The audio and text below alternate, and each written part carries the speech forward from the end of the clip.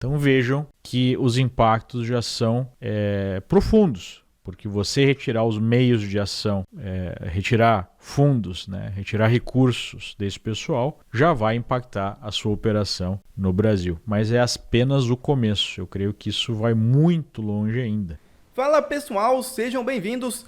Começando mais um vídeo recheado de informações importantíssimas. Mas antes, inscreva-se agora mesmo no canal, deixe o seu like e compartilhe esse vídeo com o máximo de pessoas. Assim você vai estar me ajudando demais. Giro na tela e notícias a seguir.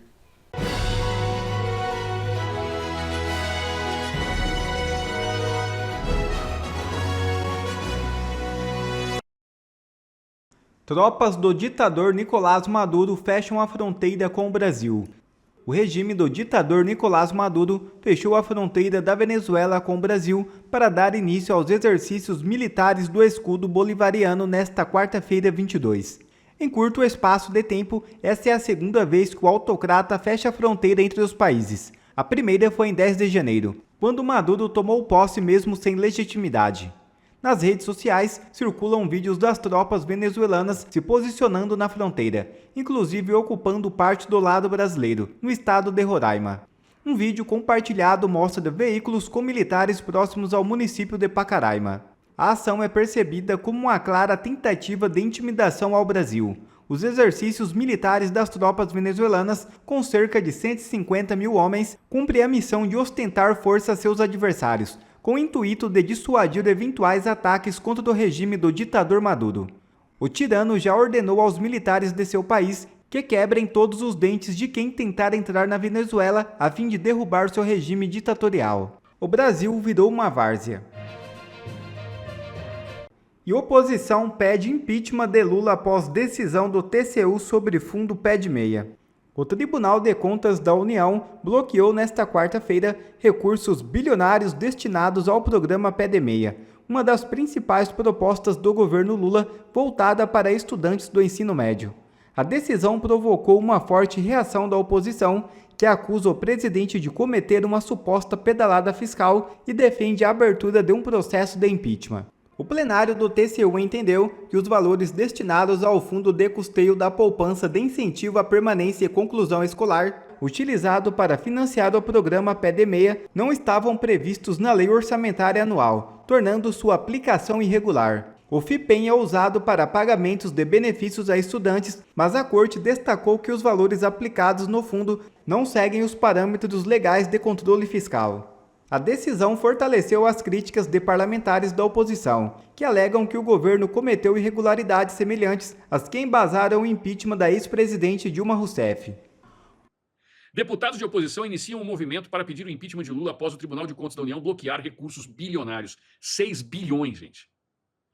Deputados de oposição pedem o impeachment do presidente Lula após o TCU bloquear recursos bilionários destinados ao programa Pé de Meia, uma das principais bandeiras do atual governo.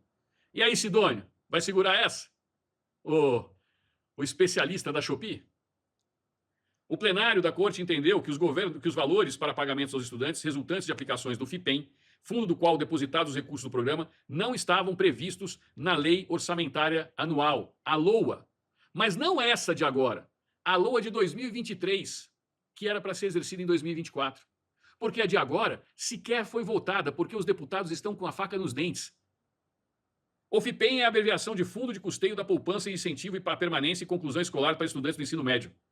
Parece até uma redação. A decisão do TCU, oficializada no plenário nesta quarta-feira, faz com que parlamentares críticos ao governo apontem a existência de uma suposta pedalada fiscal. Há claros motivos para impeachment. Não havia previsão legal para a utilização de recursos do orçamento da União para o programa Pé de Meia. É um crime contra o orçamento, assim como foram as pedaladas fiscais que acabaram baseando o impeachment de Dilma Rousseff. Temos que ir para a rua, afirma Marcel Van Hatten. E aqui eu vou perguntar para vocês. E agora?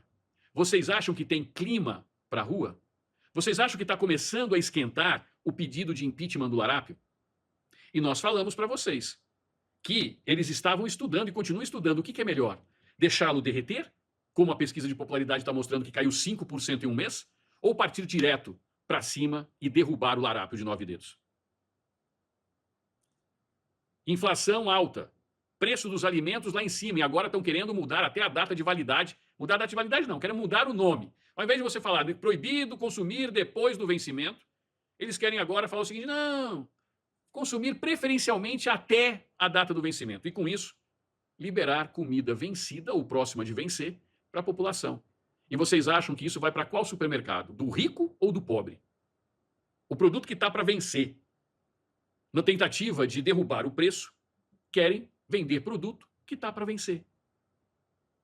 Em outubro do ano passado, eita livezinha, vocês veem que a gente produz aqui. Em outubro do ano passado, a coluna mostrou que o deputado Sanderson, do PL, solicitou ao TCU que investigasse uma eventual pedalada de 3 bilhões no pé de meia. Ignorando a derrubada deste veto pelo Congresso Nacional, o Congresso tinha vetado, o governo federal, por intermédio do Ministério da Educação, continua realizando o pagamento de benefícios aos estudantes sem que os valores constem na lei orçamentária. O último pagamento, inclusive, ocorreu na semana do primeiro turno das eleições municipais de 2024, escreveu Sanderson. Filiado ao partido de Bolsonaro, o parlamentar gaúcho também articula uma mobilização pelo impeachment de Lula. O plano da oposição é protocolar um pedido de afastamento no começo do ano legislativo que terá início em fevereiro. Segundo o TCU, de forma excepcional, não haverá impedimento ao uso de 6,1 bilhões do Fundo do Social do FIPEM durante os anos de 2024 e 2025, apesar de que os valores deveriam estar previstos nas leis orçamentárias de cada ano. A medida cautelar afeta apenas valores de outros fundos privados, o FGO e o FGEDUC, que estavam sendo usados para capitalizar o FIPEM sem o devido processo de aprovação. E era isso que estava pedalando. Eles pegavam o orçamento de outros programas e alimentavam esse, que era importante para fazer publicidade para o governo, né, Sidônio? E agora, o que o Befia está falando é que esse que está aqui, que eles querem alimentar com outros fundos, dá só 1,5 bilhão. Então vai faltar 4,5 bilhões para eles continuarem pedalando. Entenderam? A decisão do TCU, na prática, demonstra a pedalada fiscal do governo Lula. Agora eu quero lembrar a vocês que o processo de impeachment não é um processo jurídico. Ele é um processo jurídico e político. Portanto, faltava o argumento jurídico. Por quê? Porque o Arthur Lira sentava e dizia: não é bem assim, é história da oposição, é intriga da oposição. Agora tem uma decisão de um Tribunal de Contas da União. Não tem mais como fugir. O novo presidente da Câmara que vai assumir, assume com essa bomba na mão. Qual vai ser o compromisso que ele vai prestar junto à oposição? Mas além da questão política, os deputados e senadores estão por aqui com o governo que não pagou as emendas prometidas, utilizou o Flávio Dino para segurar, para suspender o pagamento de tais emendas e ainda por cima está colocando o Congresso Nacional como vilão da história por falta de transparência de emendas que eles pagam. Donald Trump toma a primeira medida que atinge a esquerda brasileira, que chora desesperada. O governo Trump já vai produzindo um forte impacto, um problemão para a esquerda global, muito além das fronteiras americanas, incluindo os grupos de extrema esquerda no Brasil. Quem revela isso é a militância de redação da Folha de São Paulo, que rodou uma matéria com a seguinte chamada: organizações que defendem minorias no Brasil se preparam para corte de verbas no governo Trump. O decreto determina que há uma pausa aí de 90 dias em desembolsos dos Estados Unidos e corte definitivo para temas não alinhados a interesses do país.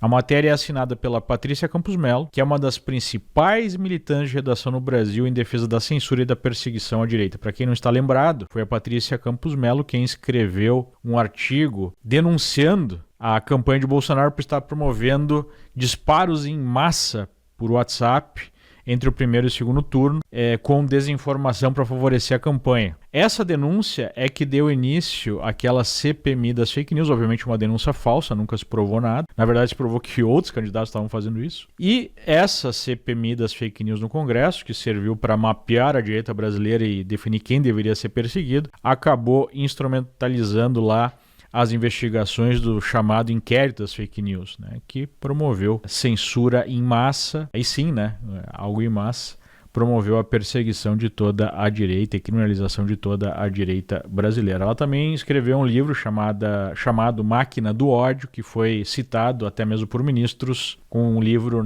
importante para combater a desinformação no Brasil. E a própria Patrícia Campos Melo é ligada aí a ONGs globalistas que promovem essa agenda da censura e da perseguição à direita. E agora ela conta que verbas que vêm do governo americano, especialmente durante a administração Biden, foram utilizadas para financiar todo esse ecossistema de órgãos de esquerda, não só ONGs, mas também laboratórios de universidades, né, grupos de pesquisa, de toda a agenda globalista e, pasme, né, uma parte dessa agenda é uma agenda profundamente anti-americana. Então a gente tem o governo Biden de esquerda financiando órgãos de esquerda no mundo inteiro, inclusive aqueles anti-americanos. Esses grupos defendem coisas como ideologia de gênero, como identitarismo, como liberação das drogas, como aborto, como desencarceramento em massa, né?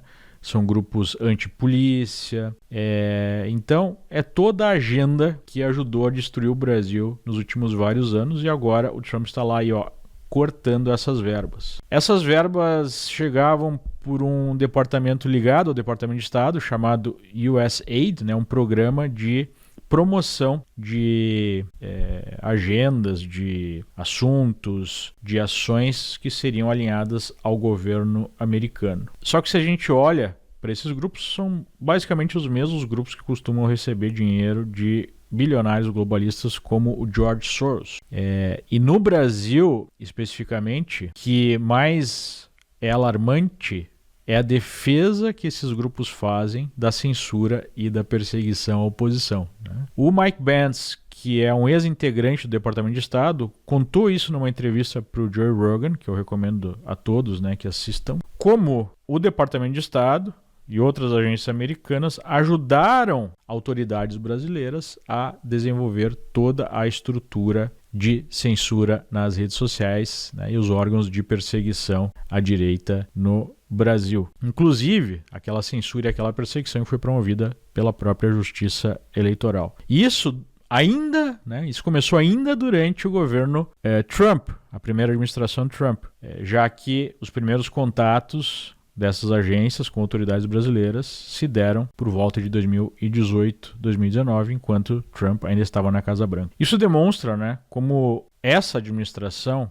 esse mandato do Trump, será muito mais focado e muito mais eficiente, porque o Trump chegou até o poder e ele ainda não tinha experiência política e existia essa estrutura controlada pelos democratas, pela esquerda americana, que não era muito clara ainda, né? Era uma coisa mais subjetiva, mais etéreo, pântano que ele falava. Mas ao longo da sua administração e o que aconteceu no mundo nesses anos todos, ficou mais evidente como é que essa máquina de perseguição funcionava. E agora o Trump tem uma organização, um conhecimento, uma capacidade maior de neutralizar justamente toda essa estrutura que foi aparelhada pela esquerda para impedir, né, que ele governasse no primeiro mandato e que ajudou a impedir que o próprio Bolsonaro governasse no Brasil e ajudou a montar essa máquina de perseguição, de censura à direita. Então vejam que os impactos já são profundos, porque você retirar os meios de ação, retirar fundos, né, retirar recursos desse pessoal, já vai impactar a sua operação no Brasil. Mas é apenas o começo. Eu creio que isso vai muito longe ainda. E o sucesso de Trump em fazer isso nos Estados Unidos é um duro golpe para a esquerda, não só aqui, né, mas também no mundo e no Brasil, como a gente já está vendo. A choradeira vai ser muito maior, né? É só o começo. E vou comparar, né, como o Brasil está à contramão dos Estados Unidos em vários aspectos, inclusive nesse de censura e de big techs. Eu estava vendo hoje uma entrevista muito boa do Victor Davis Hanson, historiador militar, professor da Califórnia, alguém que eu gosto muito, escreveu um livro a favor de Trump há um tempo atrás. É uma das mentes mais sensatas hoje. Ele chama atenção para a presença maciça dos ícones das big techs ali do lado do Trump. E qual é o clima que está sendo criado aqui nos Estados Unidos? Acabou a era do Estado tentar utilizar essas empresas como instrumentos para censura, perseguição partidária e determinar quem são os campeões, que área vai ser bem sucedida ou não. Volta uma era de livre mercado, empreendedorismo, onde o céu é o limite, onde Marte talvez seja o limite, como colocou o próprio Trump, para o regozijo incontrolável do Elon Musk. Quando está ali Jeff Bezos, Tim Cook, Elon Musk, Mark Zuckerberg, a Google representada, o CEO do JP Morgan elogiando o Elon Musk como se fosse o nosso Einstein da era moderna. Quer dizer, há um alinhamento geral dessa elite, né, financeira e de tecnologia nos Estados Unidos, dando uma guinada em relação ao passado democrata, porque eles estão entendendo que vai ser criada uma era, que o Trump está chamando de era de ouro, de liberdade de expressão, liberdade de empreender, com foco em resultados, sem você ter que ficar colocando cotas identitárias, eu tenho que contratar 18% de gay, índio, trans. Entrega resultado, meu amigo. Entrega resultado. Isso é um clima parecido à corrida para colocar o homem na Lua, lá atrás, né, durante uma Guerra Fria. Então, hoje existe o resgate do bom senso, desses valores americanos, da liberdade, do empreendedorismo, do foco nos resultados. Acabou o mimimi, acabou a palhaçada, acabou a ideologia que desvia ou desvirtua o foco naquilo que deveria estar. E o Brasil? O Brasil vai estribuchando, tentando preservar um resquício de um sistema oposto a tudo isso, né, que teve uma ajuda de governo americano, tudo leva a crer, e há denúncias, para intimidar nossas instituições e aceitar um resultado suspeito. E aí, desde então, o governo veio se aproximando do eixo do mal, querendo censurar tudo e todos. Quando não consegue no Congresso, normalmente não consegue, apela para o tapetão, que é a Corte Suprema, convoca as empresas de Big Tech numa linha de subserviência, nós mandamos, quem tem juízo obedece. Então, o clima no Brasil é o pior possível nesse sentido. Quando você faz uma análise comparativa, é gritante, salta aos olhos. Os Estados Unidos estão despontando agora com todas as condições de decolar e alçar um voo realmente de águia. E o Brasil? Prometeu chuva de picanha, está entregando carne vencida, né? A tática de... Eu nunca vi isso como economista. A tática de combater a inflação agora é alimento vencido, fora da data de validade. Acreditem numa coisa dessas. Todo tipo de aparelhamento das instituições, de abuso de poder. O Lula chamou o Trump de nazista, aí a realidade se impõe, né? Agora tem que falar que torce por uma gestão profícua. Será que bateu algum medo? Agora, a diplomacia do governo está articulando, está tentando ser pragmática, porque a Argentina está agindo. E a Argentina está agindo, e a Salesforce, uma das empresas grandes de TI, já anunciou 500 milhões de investimentos na Argentina. Então, as coisas vão andar, a água do rio vai na direção de quem tiver adaptado a essa nova agenda. Se o Brasil ficar amarrado nessas prisões ideológicas, nessas alianças nefastas com China, Rússia, Nicarágua, Cuba e Venezuela, não é preciso ser um gênio para entender que isso vai custar muito caro para o Brasil, para os brasileiros, para os empreendedores brasileiros e, eventualmente, para todos nós, porque eu não descarto sanções econômicas. O Trump não está de brincadeira. O Trump vai premiar quem está do lado dele, quem está alinhado, e vai punir quem se mostrar obstáculo ao seu novo projeto. Para mim, Carlos, está muito clara essa análise e o tempo dirá. Quer ver mais conteúdos como esse? Então inscreva-se agora mesmo no canal e ative o sininho das notificações. Assim você não perde mais nenhum conteúdo que é postado aqui no canal. E também já deixe o seu like para o YouTube ajudar a divulgar o nosso trabalho. Fico por aqui e que Deus abençoe a todos. Brasil acima de tudo e Deus acima de todos.